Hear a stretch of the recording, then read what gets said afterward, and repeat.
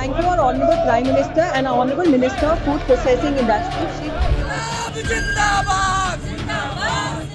संसद के बजट सत्र में कानून बने वक्फ संशोधन अधिनियम लागू होने के बाद इसके खिलाफ सुप्रीम कोर्ट में याचिका दायर की गई थी, जिसमें इस कानून को संविधान के खिलाफ बताया गया था। इससे पहले 3 दिन की सुनवाई कर सुप्रीम कोर्ट ने 22 मई को अपना फैसला सुरक्षित रखा था।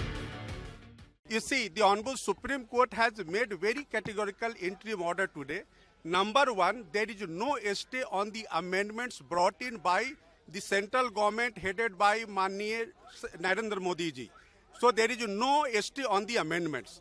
Only there is a interim order in favor of the petitioners regarding that they cannot be deprived of the work property without following the procedure laid down in the law, including the amended law. Third, that if any work has to be taken by the government or the possession has to be taken back, that the procedure laid down in the Waqf Act, including the amendment of the Waqf, that procedure has to be followed by the tribunal as well as by the Honorable High Court. Supreme court के तीनों फैसलों पर एक बार विस्तार से नजर डाल लेते हैं। चीफ जस्टिस BR गवई की अध्यक्षता वाली 3 जजों की बेंच ने सुनाया फैसला। धारा 3R, 2C, 3C और 23 पर रोक लगाने का आदेश हुआ पारित। वक्फ संशोधन अधिनियम 2025 के अनुसार पहले वक्फ बोर्ड का सदस्य सिर्फ वही व्यक्ति बन सकता था जो पिछले 5 साल से इस्लाम धर्म का पालन कर रहा हो। लेकिन सुप्रीम कोर्ट के अब के फैसले के अनुसार जब तक इस बारे में साफ नियम नहीं बन जाते तब तक ये शर्त लागू नहीं होगी, क्योंकि बिना स्पष्ट नियमों के इसका गलत इस्तेमाल हो सकता है। वक्फ संशोधन अधिनियम 2025 के अनुसार पहले वक्फ बोर्ड में गैर मुस्लिम सदस्यों के होने का भी प्रावधान था, जिस पर काफी एतराज जताया जा रहा था। लेकिन अब सुप्रीम कोर्ट ने इस पर राहत देते हुए गैर मुस्लिम सदस्यों की संख्या को लिमिट कर दिया है।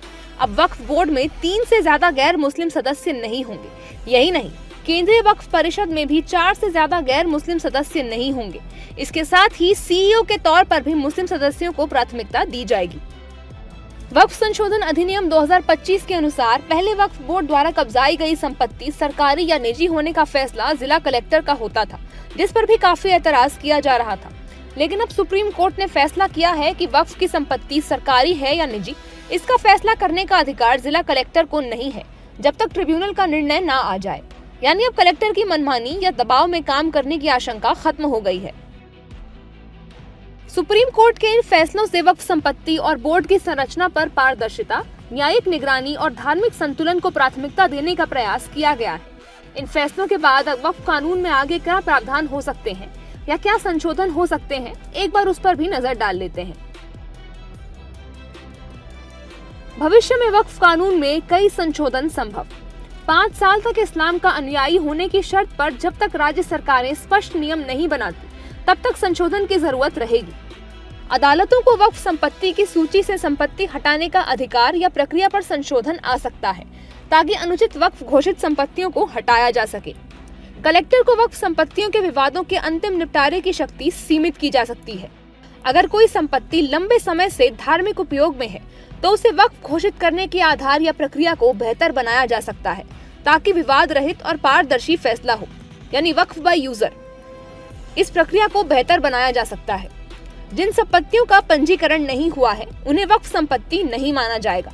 इस प्रक्रिया को कानून में और सख्त किया जा सकता है। वक्फ विवादों में त्रुटिपूर्ण प्रशासनिक फैसलों से बचाव के लिए न्यायिक और उच्च न्यायालय की निगरानी वाली व्यवस्था को मजबूती मिल सकती है। वक्फ कानून में संशोधन मुख्यतः पारदर्शिता, न्यायिक प्रक्रिया, धार्मिक अधिकार और बोर्ड संरचना के बेहतर संतुलन की ओर जा सकते हैं। तो आज जो इंटरिम ऑर्डर है बेसिकली ये जो प्रोविजंस है इसको लीगल ऑथेंटिकेशन दे रहा है, क्योंकि जब कानून बने उसके ये जो प्रोविजो बने उसमें कहीं ना कहीं लूप होल्स थे। देखिए, अब जो कन्वर्जेंस वाला था कि 5 साल तक अगर आप इस्लाम को प्रैक्टिस कर रहे हैं तो यहाँ पे ऑनरेबल सुप्रीम कोर्ट ने क्लियरली इंस्ट्रक्शंस दे दी हैं कि जो स्टेट है वो पहले पॉलिसीज बनाएगा और उसके बाद वो जांच करेगा। तो यहाँ पे जो अमेंडमेंट एक्ट में था वो क्लियर ये पॉलिसीज थी, तो यहाँ पे एक स्टेट को पॉलिसी बनाने के लिए कहा है। और हाँ, दूसरा ये है कि भाई जो कलेक्टर को सीधा अभी तक जो राइट था कि भाई वो पूरा किसी भी प्रॉपर्टी का पोजेशन ले सकता है जहाँ पे भी वो डिस्प्यूटेड लगती है, उस पे स्टे लगा दिया गया है। वो एक अपने आप में थोड़ा सा डिसअपॉइंटमेंट है। आज के फैसले के बाद ये होगा कि भी जो वक्फ को लेकर के, जो भी लैंड को लेकर के डिस्प्यूट्स थी हैं, वो कोर्ट के अंदर जाएंगी और कोर्ट के ऊपर भी इस चीज का बर्डन रहेगा। सुप्रीम कोर्ट के इस फैसले पर फिलहाल वक्फ बोर्ड को राहत जरूर है, पर आगे इस कानून को लेकर और क्या प्रावधान लाए जा सकते हैं या बदले जा सकते हैं, ये देखने वाली बात होगी। आपको बता दें कि इससे पहले 22 मई को लगातार 3 दिन की सुनवाई के बाद कोर्ट ने अपना